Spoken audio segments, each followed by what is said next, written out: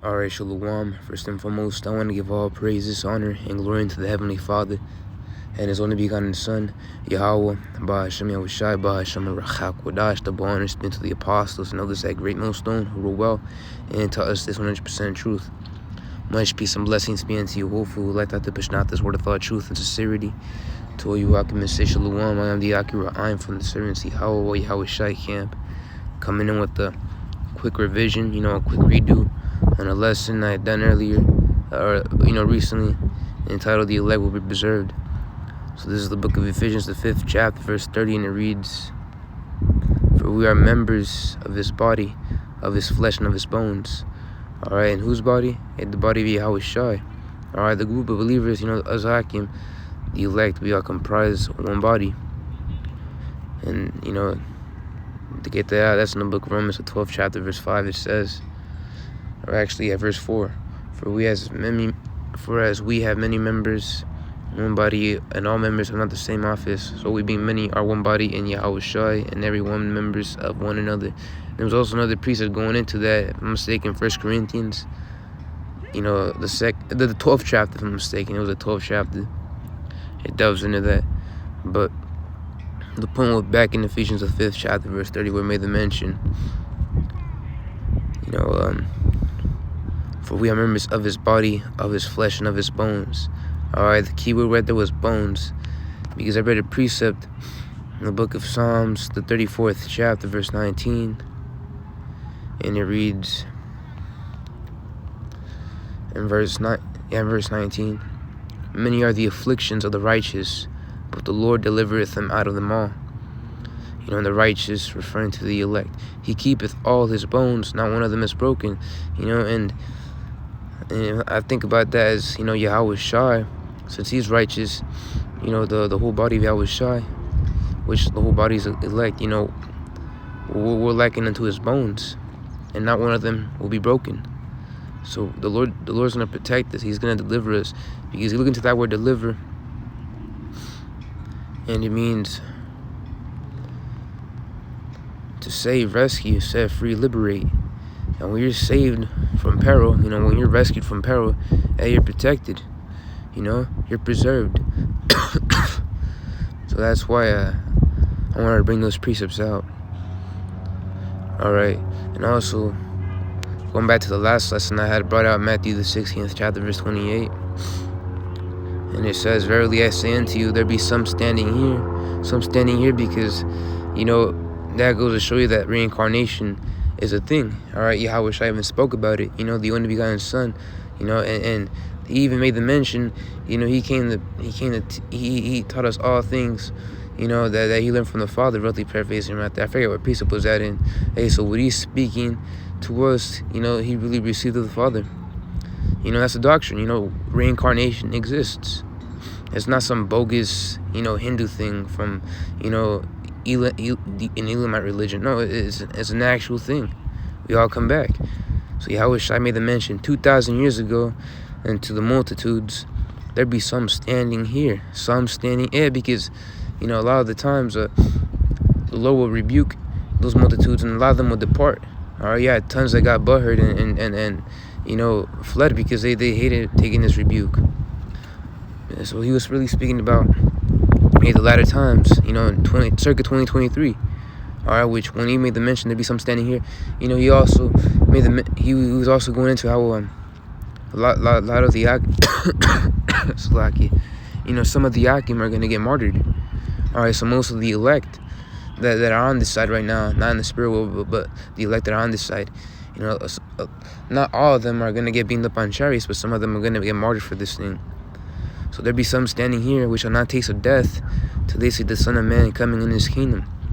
And there's no recorded, history of a man from 2,000 years ago living up to this point. No, because that ultimately upset prophecy, because then that wouldn't pave way for Esau to see the whole world with this plantation Christianity bullshit, about with that whole iconoclasm, and him putting himself as him putting himself as the image of the Most High and the true people of the Lord, and Yahushai, portraying a pale man. You know, that would really upset prophecy if that were to happen. You know, so all of us had to die. You know, and generations would pass by. We came back, we died, we came back, we died, until this truth came about, and then we all came back. All right, so he was really speaking about reincarnation, you know, about what would happen in the latter times. So we shall not taste of death till we see the Son of Man coming in his kingdom. You know, and we're gonna see Yahweh Shai come down those chariots, and Lord, will those men be beamed up on those chariots, man. And you know, like some of the Yakim always make mention, this could be our the last time, you know, we could be born pre-kingdom. The last time we died was in our past life. You know, and in this life, when we were born, you know, we could be considered pre-kingdom, you know, born pre-kingdom. That's actually a crazy thing to think about. And after this, when we get changed in the twinkling of an eye, we're going to be immortal. That means we'll never die. All right, that was in the book of 1 Corinthians, the 15th chapter, going into our, you know, we have the victory. It is written that we have the victory. Actually, I'm going to get that out. There's something else I wanted to get from there. So 1 Corinthians, the 15th chapter, starting off at verse 54. So when this corruptible, this being this flesh, shall I put on incorruption, and this mortal shall I put on immortality. Next we're about to pass this saying that it is written, death is swallowed up in victory. O death, where is thy sting? O grave, where is thy victory? The sting of death is sin, and the strength of sin is Allah. So we're going to be sinless, we're going to be immortal, we're going to be perfect. All right.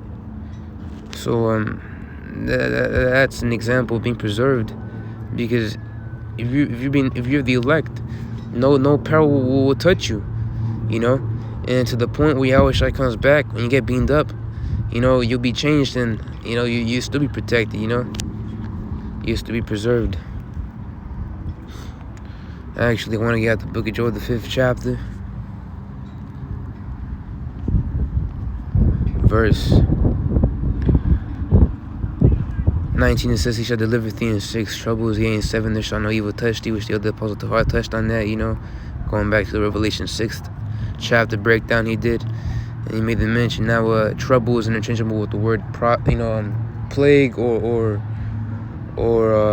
trumpet, you know, referring to these prophecies. So he shall deliver thee in 6 troubles, you know, referring to all these prophecies that are coming for, you know, the 7th, you know, yea, in 7 there shall no evil touch thee. That's 7 referring to the thermonuclear destruction. Hey, that fire won't hit us, and anything leading up to that point won't hit us either. We're gonna be preserved.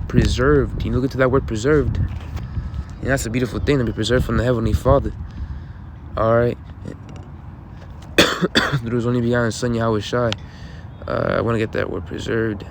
It says, all right, it says keep safe or free from harm. You know, also act so as to ensure that something does not occur. All right, that's a beautiful thing, to be literally made safe. Hey, what does it say in the book of Proverbs, the 18th chapter, verse 10? Before I get out the book of Job, the 5th chapter, I want to get out the book of Proverbs.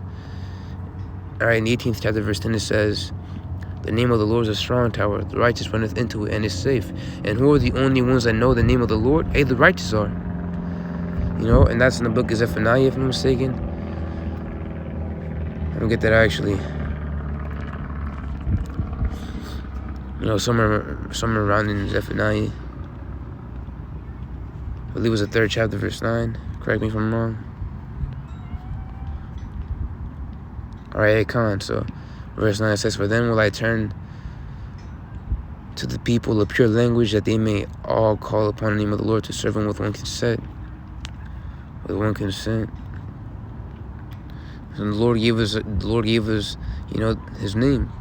He gave us, you know, the Lord gave us Yahweh Shai, the name Yahweh Shai. You know, but going back to Job, the 5th chapter, it makes the mention in verse 19. And yea, in 7 there shall no evil touch thee. In famine he shall redeem thee from death, and in war from the power of the sword. All right, so in famine we'll be redeemed. You know, we're not going to die of starvation, and, you know, we're not going to die from the sword or from other people. Because when this cannibalism is going to come back, we're going to be preserved from all those, you know, side effects that are caused by famine. So, and in war from the power of the sword, you know, so we're not going to get drafted in Esau's big war. You know, although the Lord could have it to where, you know, in certain instance, Esau could come knocking on your door for that great draft, but then that spiritual power comes upon you, and even then you still be preserved because you're given spiritual power to flee, you know, from danger. And in war from the power of the sword, thou shalt be hid from the scourge of the tongue, neither shalt thou be afraid of destruction when it cometh. At destruction and famine thou shalt laugh, neither shalt thou be afraid of the beasts of the earth. Alright, we're going to be calm and collected, and we're not going to be afraid of the beasts of the earth. Alright, for thou shalt be in league with the stones of the field, and the beasts of the field shall be at peace with thee. And we understand that although animals are really supposed to, you know, fear humans, you know, the Lord put the spirit upon them to, you know, act crazy, and especially now in these times, you got all these, you know, animals, you know, raging, you know, acting like ravening wolves, and not ravening, I forget what that word ravenous means, I forget. Not to raven, like in Genesis, the 49th chapter, but ravenous, raven. I can get it out. Alright, to play, yeah, come on, to plunder, devour greedily. So you're not gonna be attacked by these ravening wolves, literally literal ravening wolves, or you know, dogs with diseases, and the Lord puts a spirit upon them to start, you know, mauling on people, and you know, we're gonna be preserved from all that. We're not gonna, you know, be in the midst of danger. The Lord will with those men. All right. Hey, remember Daniel, when he was in the lion's den? If I'm mistaken, it was Daniel. Yeah, it kind of was, and he was put to the lion's den. And it was under the rule of King Darius, if I'm mistaken, which, you know, Esau tries to call him a fictional king when he was really, you know, real. But, you know, that king was sincere. All right, he loved Daniel, and he was fasting during that whole night. You know, Daniel was in that lion's den, and what did the lions do? The lions didn't mess with them. Why? Because the angel was dealing with the Lord. The Lord sent an angel to be with Daniel. So, you know, the Lord was dealing with Daniel. You know, an angel was right there. As a matter of fact, if I can get it out, it says in the book of Psalms, the 34th chapter, verse 7, the angel of the Lord encampeth round about them that fear him, and delivereth them. Seeing the angel, not referring to a singular being, with the thousands in heaven, all these angels, you know, they're sent forth everywhere. They're basically living cameras, you know. They're perfect servants, you know, compared to us on this side, you know. Because we're also likened to angels. We're also the servants. The scriptures go into how my servant Jacob. See, so we're really the Lord's servants. You know, but in this side right now, we're in this flesh and we're about to go off. But the angels, they're perfect servants. You know, the angels in the spirit world. The angel of the Lord encampeth round about them that fear him. And them are referring to, you know, the elect. Alright, because when you fear someone, you're going to do what was commanded of you from that someone. Alright. And delivereth them. But going back to Job, the 5th chapter. And it says,